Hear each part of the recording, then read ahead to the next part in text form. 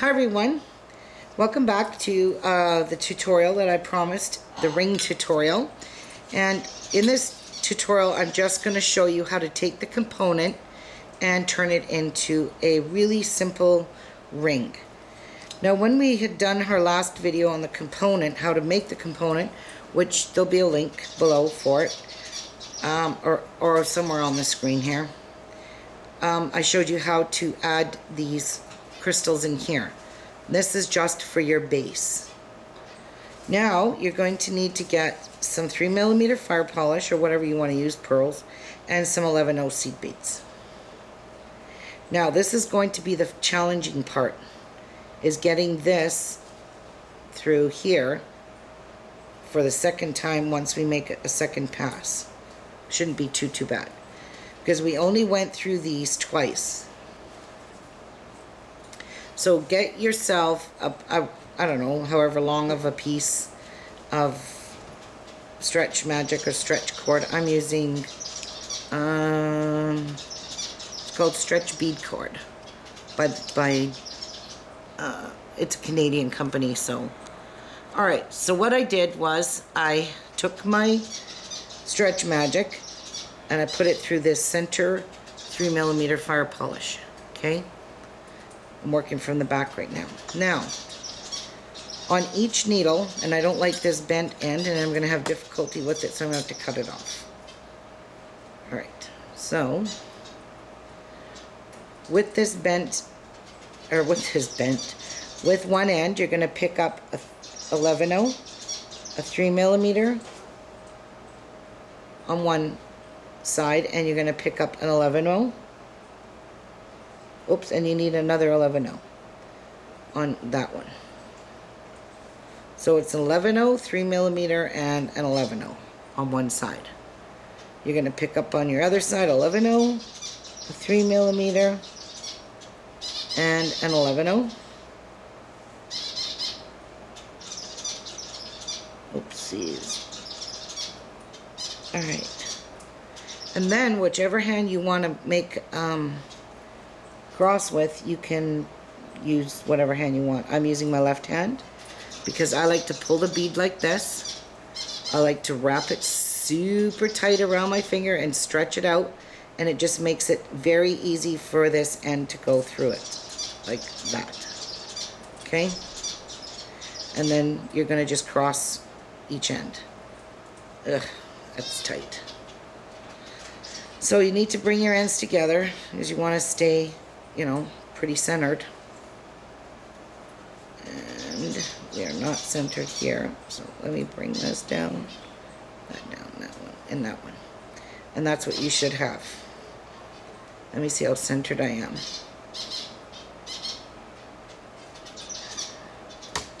Not too shabby. Alright. And you're just going to repeat the same process. 11/0, 3mm, and 11/0 on one side. 11/0, a 3mm, and 11/0, and then you're going to pick up another 3mm. You're going to let it rest, wrap it around your finger like this, and give it a pull with your index finger and your thumb, and just bring your next cord through it, and just makes your life so much easier. And pull it down, and then you should have this. And that's all you're going to do for this whole entire ring band, is you're going to make it the length that you want. Remember, because it's a stretch cord. Oh, the grandchildren are scrapping in the room. Because it's a stretch cord, you want to make it kind of snug so it fits on your finger and doesn't fall off. So I'm going to go continue doing this, and I'm going to come back when I get the length that I want. I'm not sure which finger I want to wear it on, so I'm just going to keep doing this. An 11/0. and a 3mm.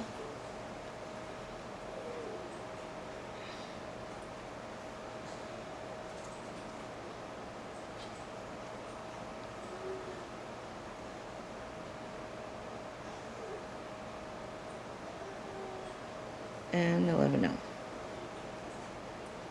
Okay, and then I'm going to pick up one on my left, and then I'm going to wrap it on my finger like this, pull it nice and tight, and draw your thread, your other end through it, so it's crisscrossed, and pull down.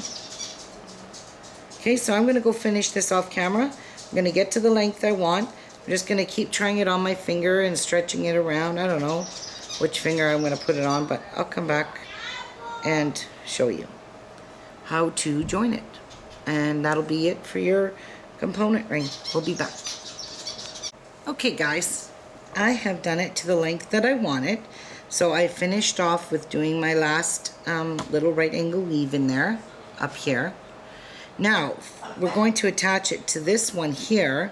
So all you're going to do is pick up 11/0, a 3mm and 11/0 on each end of your Stretch Magic. So pick that up. 11/0, a 3mm,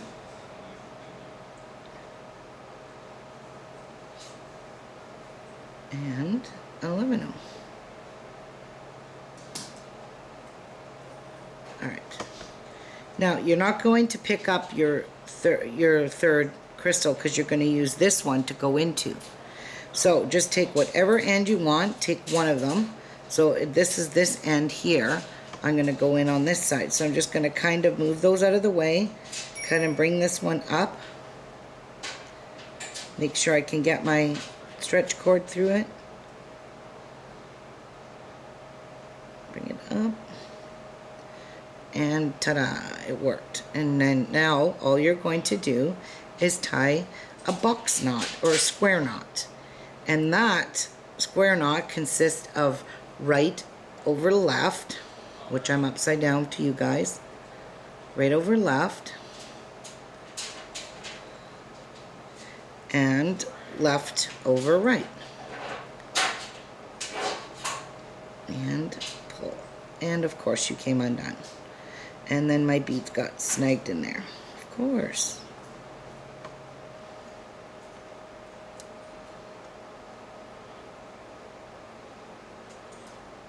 Whoa. And pull. Now, you are going to stick a dab of glue on there.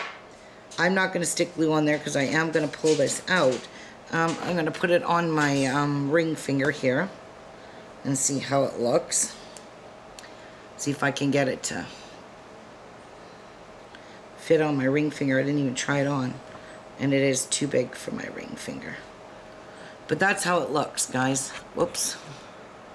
Look at how beautiful that is. So there is the beautiful ring. Let me fix that up. It's a little big. I should have went one. This will probably fit on my index finger here. Yeah, it is big. So you know me, I like making rings really big all the time, so, well. And if you're wondering about my rings, I don't know if any of you have, these are really dirty.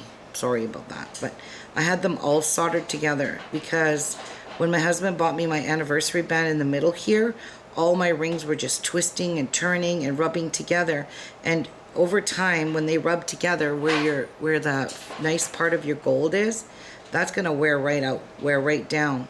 So you might want to consider, if you have a few rings, having them soldered together into one ring, and then that way you've got one ring, and a jeweler, where we bought the rings, they're the ones that soldered them together. So you might want to get that done. I think it costs like 40 bucks or something like that. It was really cheap. And I don't know what they use. You can see it's, and each one of these rings are engraved in the bottom. Each one, but you can't read it because some of it wore off when they soldered it. So they soldered it there and here. There's nothing on the bottom. And I just use a ring cleaner and stuff. Wow, these rings are so dirty. Anyways, that's just a food for thought. Back to my ring here, my gorgeous, gorgeous component. I really don't like these color of crystals. I don't know, they just clash. But that's all it is to making this really gorgeous ring. Now, the next tutorial is going to be on showing you how to do the earring and turning it into a turning the component into an earring. And then I will be doing a tutorial in the upcoming sometime soon on how to turn this into a really gorgeous bracelet and turning as many components as you want. So if you want a whole whack of components for your necklace, then, you know, gladly use that many. But whoops, let me set here. If you want to do your whole entire necklace out of components, you can, but I'm not a big fan of using all components and going right to my neck with these. If you see how I join them for the necklace, you know, they're going to be all the same right across. In the middle here, it's going to be the same attachment that we used for the whatchamacallit, the earring. It's going to be the same way. So remember that. Oops, you know what? I cut this and this component's going to fall apart now. Oh well. I'm just going to be using it to show you guys. Anyway, I was just cutting this band off because I'm not going to keep it on. And I did tie a knot here, so it doesn't want to come undone. There we go. Anyway, I'm going to go and do the tutorial for the earring if I got time here. I'm running out of time. I also need to do the 30,000 giveaway contest tutorial. Not tutorial, but I want to show you the video and how you can enter. So anyways, guys, hope you guys enjoyed this.